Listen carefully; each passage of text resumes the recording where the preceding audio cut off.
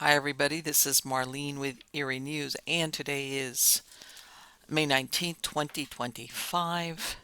Monday, May 19th, 2025. And first story out of Stranger Than Fiction Stories.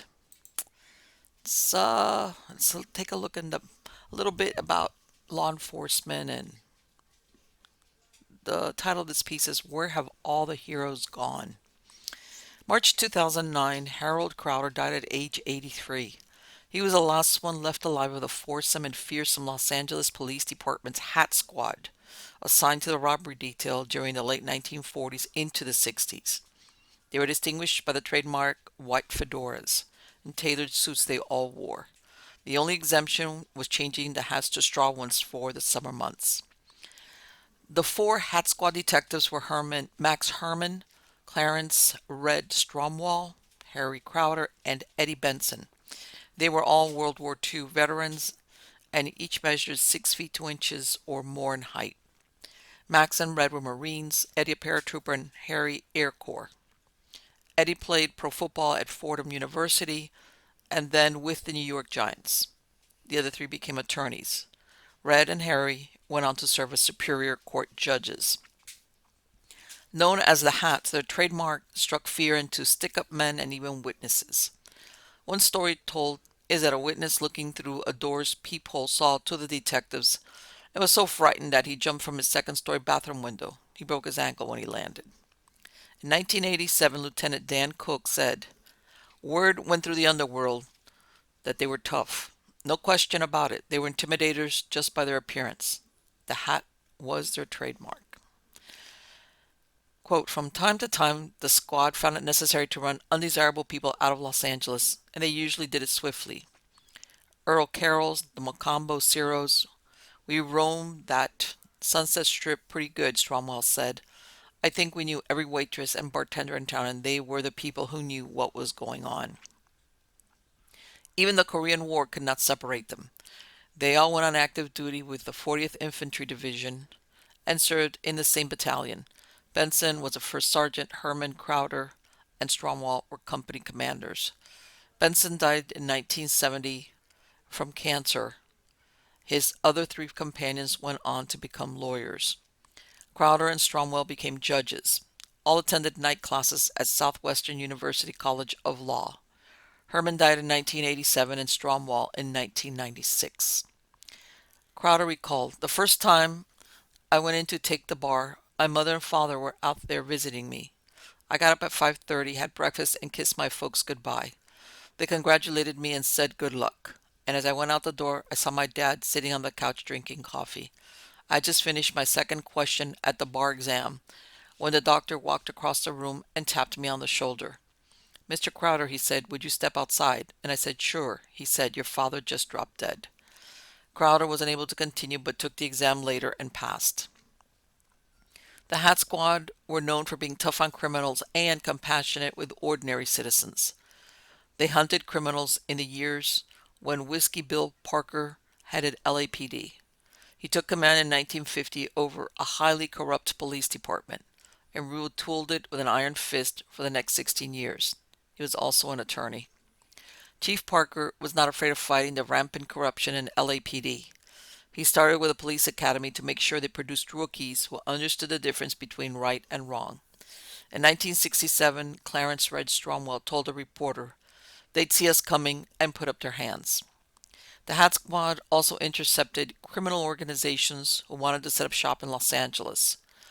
Then there were the Magnificent Seven, as Stromwell labeled them, from Cleveland. They were all pimps. They were going to set up a big prostitution ring. Among other things, they were going to use the gals to worm their way into law enforcement and get policemen in compromising positions. It took the better part of a year to get them. When Max Herman died in 1987, his funeral was attended by several ex-convicts the squad had sent to prison. They became the models for television and movie characters, including the four detectives in the 1990s movie Mulholland Falls. Jake Jacoby, a City News Service reporter first assigned to the police beat in 1935 and still covering it for wire service, lists Cromwell's father and two others, Claude Thaxter and Slats Henry, as the original Big Hats. The Gangster Squad, later known as the Organized Crime Intelligence Division or OCID, was a special unit created by the LAPD in 1946 to keep the organized crime elements out of Los Angeles. It was an eight-man detail that, besides keeping gangsters out of LA, also spied on corrupt cops. Criminals targeted were Mickey Cohen, Bugsy Siegel, and others. Characters based on the squad are seen in the movies LA Confidential, Gangster Squad, and the mini-series Mob City. It was very rare you pulled your gun, Stromwell said. You only pull your gun when you want to kill somebody. These men are gone now, and their exploits have been woven into the lore of LAPD. Even though in our politically correct world they would not fit in, the question begs to be asked. Aren't they exactly what we do need now? I think so. Yep. And yeah, it's really funny because they were all dressed in suit. And I guess I'm making this comment. Well, I know a lot of police officers most of the time now they're in uniform, but when we live in times where you see people doing their groceries in their pajamas, it's like, man, that actually to have people like do their job dressed dressed not well dressed but dressed like that, that would be refreshing. Anyway, on to the next story. This is titled "Beware the Raven Mocker." The vampire feeds on blood. The Raven Mocker, which is pronounced Kalanu Akeyelisek, feeds on life. The Cherokee feared these witches greatly. The raven mocker can appear as a withered old man or woman, and they are known to stalk the sick and dying. Their arrival is heralded by strong winds and the cry of a raven. More than one raven mocker could appear at a home where someone lays close to death. Only the presence of someone who knows how to repel them from the bedside, where they would torment the person unto death, is a guarantee the person's life is not stolen. The raven mocker eats the person's heart in order to consume their life, unbeknownst to the family present, since they are invisible. As they consume the flesh, they add any remaining years of life the person has to their own. Only the presence of a medicine man that can recognize them will keep them at bay. They are afraid to be seen because if this happens, once detected in their true shape, they will die within 7 days. The cry of a raven announces that a raven mocker is nearby, and someone will be dying soon. The witches can only steal life force before death, because once buried they cannot steal a heart from a corpse. Among witches, the raven mockers are the most feared. In retribution and jealousy, when a raven mocker dies, other witches dig up the body to desecrate it. The author Manly Wade Wellman included this mythic creature in his novel, The Old Gods Waken. Quote, amongst those insignia things, I would offer that the raven mocker can be put down for near about the worst of all. They were given that name because they can fly if they want to, and when they fly, they make a noise like a raven. Reuben Mankel imitated it for me, craw-craw, a pure down ugly noise. They make it their chief business to help a man to die, you could say. If somebody gets down flat on his back, bad, sick, or wounded, the raven mockers fly in and crowd all around and over him, like a bunch of, like ravens. Most times they make themselves right hard to see by real men or women, except maybe a wise old Cherokee medicine man. And the medicine man has got to pray his strongest prayers and work his best and fastest and sensiblest with all the magic he knows, so as to keep those raven mockers off from one they are out to kill.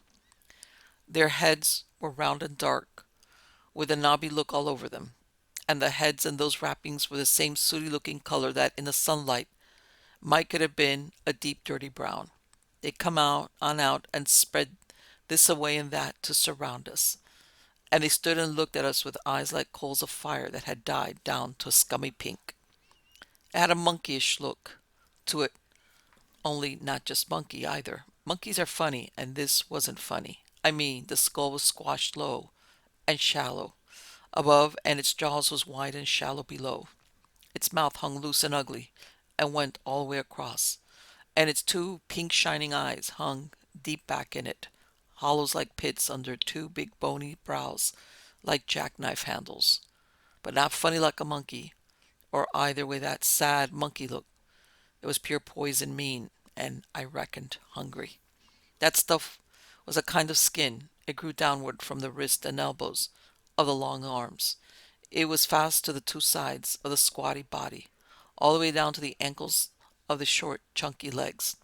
It was like the spread of an umbrella or the wings of a bat, only it had no ribs to it, just the wide pulled stretch of it you could see the moonlight through. End quote. That was from Manly Wade Wellman. And see, there's other things, a lot of people think of skinwalkers, but among, Native American, witches, they had the Ravenmockers. Okay, next story, also from Stranger Than Fiction Stories, is titled A Peek Under the Hood. A life-size hooded statue walks with a bent head towards an unknown destination. Some call it a guardian, others a grim reaper. However, there is a cautionary tale about looking at the shadowed face. The Bohemian National Cemetery was established in 1877 on 40 acres of land in Chicago's North Side. In 1927, to celebrate its 50th anniversary, the cemetery commissioned Czech Republic sculptor Albin Polasek to design two statues. The first one, named Mother, was erected by the crematorium. In 1929, he created the second one, titled The Pilgrim, which depicts a gaunt, barefoot form holding a walking stick as it approaches the door of the classical revival Sketchel-Bukal Mausoleum. Some have mistaken it as a representation of the Grim Reaper or of the Hag of Death.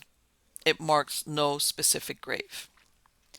It's not surprising that a bronze statue that immediately reminds one of Sharon waiting to cross you over the river Styx has developed a local legend. It warns of a curse brought upon those who peer under the hood to look at the incurious features.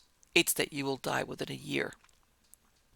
Another legend is that if she ever reaches her destination and enters the mausoleum doors, doomsday has arrived. However, there was a time when those visiting the cemetery did not see portents of doom at every turn. Over 100 years ago, cemeteries were seen as a place to gather for a picnic or take a stroll.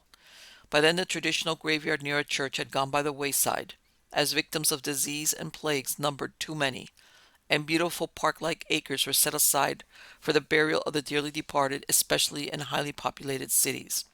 The Bohemian Cemetery had three different picnic areas: Shiner's, Atlas, and Nagy's Grove. They held their own liquor license to cater to those who came for a walk or attended a burial ceremony.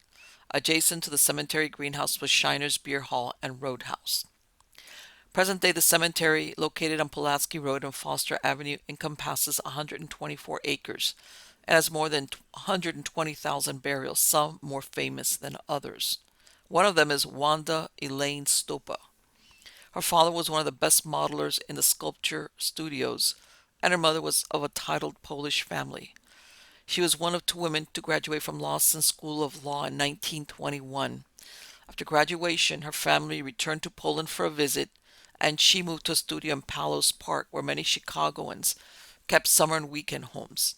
It just so happened that Y. Kenley Smith, a wealthy advertising executive, and his pianist wife also spent time there.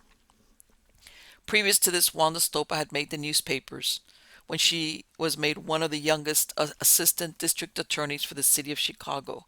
The Polish community was very proud of a young woman born in Poland who had risen to such prominence in her short life. During this time, unbeknownst to the public at large, Wanda, who was only 22 years old, met Vladimir Glaskov, who went by the Americanized name of Theodore Glasgow. He was a self-described Russian count, and for some unknown reason, they married, even though Glasgow later described where he knew Wanda was attracted to Jeremiah Kenley Smith, the married advertising exec. Wanda soon separated from her husband to start a torrid affair with Smith. She moved to an apartment in New York, which Smith paid for. On April 1st, 1924, 4 months after she moved there, her lover announced he would stop paying the rent on it. This seemed to be the catalyst for a deep simmering problem in Wanda's brilliant but twisted mind to burst forth. A few days later, Wanda Stopa made the newspapers, but for a scandalous reason. She broke into the home of Y.K. Smith with the intention of killing him and his wife. Henry Manning, a caretaker for the location, was killed after Wanda shot at Smith's wife and hit him instead. She then fired off two more shots at Mrs. Smith, who jumped through a window to escape her. Police raced to Smith's office since it seemed Wanda was headed there to finish the job. However, she never turned up. When police questioned Smith, he denied any romantic involvement with her, claiming that for some unknown reason, she had become obsessed with him and had threatened to kill him once before. Oh, I think somebody was being. Anyway, let's keep going.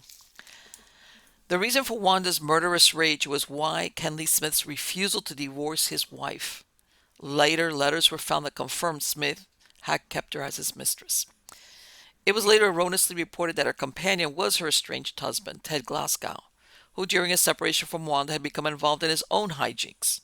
He committed bigamy and married another woman named Edna Swanson, a 19-year-old stenographer, on January 2nd, 1924. After killing Henry Manning, Stopa fled to Detroit. A manhunt was issued to find her, and they tracked her down 4 days later. She checked into the Hotel Statler using the name of Mrs. Glasgow and poisoned herself by taking cyanide in sugared water. She left various notes, including where she said she was sorry she had not killed her lover and his wife. A crowd of 10,000 crowded Chicago's Little Poland, and thousands others waited hours at the Bohemian Cemetery to catch a glimpse of Wanda's coffin. In a strange twist, on May 11, 1924, a few days after Wanda Stopa died, Constance McDermott also tried to commit suicide by swallowing poison. She was 18 years old, and it was said she was Wanda Stopa's constant companion, who exerted a powerful influence over her. Supposedly, an unhappy love affair prompted the girl to imitate her friend while posing nude before a group of Art Institute students. Others said she was distraught over Stopa's death. Constance survived the attempt. In September 1924, Edna Swanson was granted an annulment from her marriage with Theodore Glasgow. Ernest T. Wood, the taxicab driver who picked up Stopa at the Illinois Central Station and drove her to Smith's home, testified at the inquest. She told him to stop a block from the home. 15 minutes passed and she returned and asked to be driven back to Chicago. He had not heard any shooting. This explanation absolved Ted Glasgow from any connection with the crime. It had first been reported that he had accompanied her to Palos Park. The Smiths survived and both lived into old age. Y. Kenley Smith died in 1969 at the age of 81. His wife, Blanche Genevieve or Viva Smith, died in 1971, also at the age of 81. This is one of countless dramatic stories belonging to those who were laid to rest at Bohemian Cemetery. And see, that's the thing, here's this young woman, she's brilliant, absolutely brilliant, because she's graduating from law school back in 1921. There weren't that many men. She becomes a district attorney, but then she becomes involved with this guy, and that wouldn't have been whatever that was. But this thing where it's brilliant, but a twisted mind, and and it makes you wonder if, as she's going through law school and all of this, if anybody's thinking or watching her and thinking she's brilliant, but she's scary. And what's in a way sad, if you want to think about it, when she leaves this note that she was sorry that she didn't get to kill Smith and his wife, doesn't say anything about, hey, I'm sorry that I shot this innocent caretaker by mistake. In other words, there was no, how can I say it? She had no empathy that she killed an innocent person. Let's say, when I say innocent, not because the other two were guilty, but in her mind, in other words. And makes you wonder, did this guy Smith, after 4 months of taking up with her and paying her apartment, said, oh, I need to get out of here? Talk about fatal attraction kind of scenario. He was lucky he didn't have any rabbits.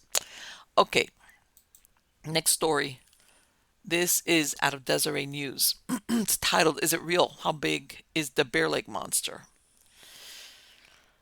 The legend of the Bear Lake Monster may have all started with a Deseret News article. In 1868, Deseret News correspondent Joseph Rich published this account of locals alleging they saw a serpentine monster or great big fish in Bear Lake. Bear Lake is situated on the border of northern Utah and Idaho, and for over 100 years, stories proliferated with many claiming one or more monsters were lurked in Bear Lake. What is the Bear Lake's monster's name? Isabella.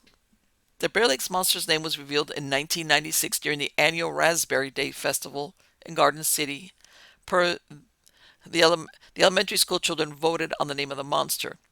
The Bear Lake Monster is called the Bear Lake Monster because it lurks in Bear Lake, the Caribbean of the Rockies. The lake is partially in Idaho and partially in Utah. The area around the lake has become famous for its raspberries, particularly the raspberry milkshakes. These milkshakes are so famous that they're nationally recognized and also have been mentioned in literature like Michelle Ashman Bell's Summer in Paris. Locals continue to share the legend about the Bear Lake Monster. Brigham Young, the second president of the Church of Jesus Christ of Latter-day Saints, took interest in it. The Deseret News published an article titled President Young's Trip North that described church leaders speaking with locals who firmly believed the tale. The church leaders reportedly believed that the locals saw something remarkable and that the accounts were certainly of a fish, but they did not really accept the folk tale as true. A church leader suggested sending a large rope to the locals to see if the monster could be captured. Local interest in the reality of the monster peaked over the next 2 decades. The bulk of the mentions of the Bear Lake Monster in the archives are between 1868 and the 1890s, with an especially high interest in the 1870s through the early 1880s. On August 27, 1873, a reporter said, "This monster he never saw, but the one was master of the lake and lived by devouring the animals which came by night to its brink to drink." A month later, in September of 1873, it was reported that someone was observing the lake waiting to see a monster pop up, but the monster hadn't done so yet. Another article dating July 1877 said, "Poked fun at the folklore surrounding the Bear Lake Monster. However, Saxey's Bear Lake Monster has the precedence, having made its debut ahead of the Monument Point visitor. One would suppose the waters of the lake were plenty salt enough without his crocodile ship. The fact is we prefer to take the whole story with a few grains of salt." Another report dating to August of 1881 said, "While on the way from fish haven, a number of the party saw what they supposed was the celebrated Bear Lake Monster.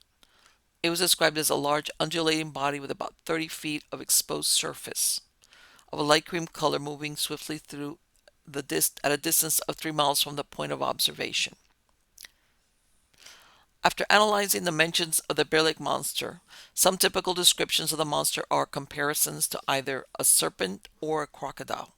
Sometimes the monster was described as having the spikes on top of it. Most of the time, the monster is mentioned in the singular, but there are instances where a plural is used. In later mentions, the monster is compared to a monster in Lake Superior, Pressy. Yes, Pressy, which does in fact rhyme with Nessie, better known as a Loch Ness Monster.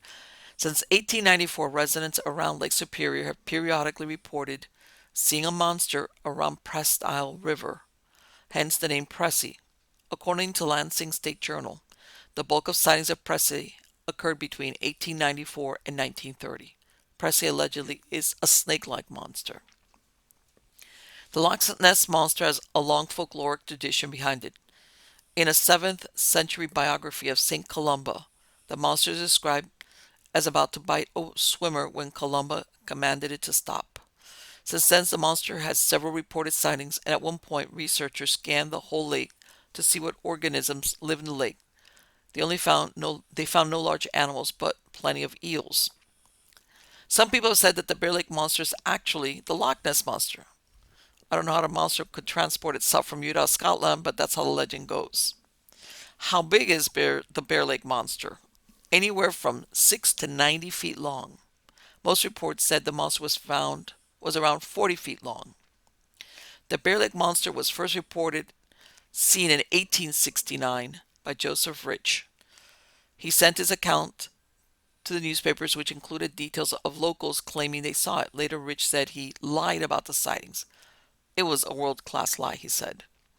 Another sighting was reported in 1907, in which the account said it was now close enough for us to see that it was some water monster, then started toward us like a mad elephant. Before we could move, he grabbed the horse with his 2 front paws, opened its teeth into it like a bull terrier would a mouse, and tearing the horse badly, he made an awful howl and then was gone. There were 2 other sightings reported in 1937 and 1946. Other sightings were rumored to happen as the Bear Lake Monster was cemented as part of Utah folklore and urban legend.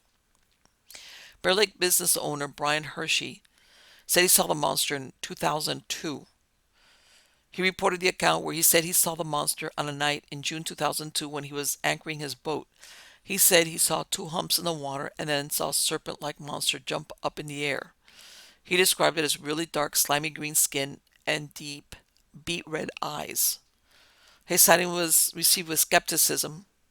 Skeptics were quick to point out that his recounting of the 2-year-old sighting appeared in a Salt Lake newspaper on Memorial Day weekend, the start of the summer tourist season.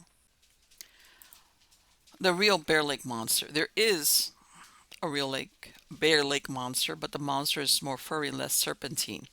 Lurking in Logan Canyon, there was a grizzly bear who was called Old Ephraim. Newell J. Crookston told a story of this grizzly bear who was particularly damaging to livestock in the area. The bear was named after one of P.T. Barnum's grizzly bears. Old Ephraim evaded many traps as he killed sheep, but Frank Clark was able to track him down and kill him in 1923. Old Ephraim is still remembered in Garden City and Logan today via a pizza place sign depicting a grizzly bear in Garden City, the skull of Old F on display at Utah State University's Merrill Library, and the old sheep herder stories told from time to time. Even though the Bear Lake monster might not be real in the sense of a large serpent swimming through the lake, he's real in Utah folklore. So what do you think? I think like just about every large body of water ends up with some type of monster, or I mean Loch Ness, God knows that's been going on for a while. And yeah, you go to just about every large lake all over. And there's people who say, well, they've been mistaken large eels, sturgeon, God, a lot of different, you know, that they say are mistaken identification. And then there's the real monsters, as in bull sharks have gone up through a river, and those are real monsters that have eaten people. But what do you think? Hmm. All right. I will be back soon with some more eerie news. Just wait and see.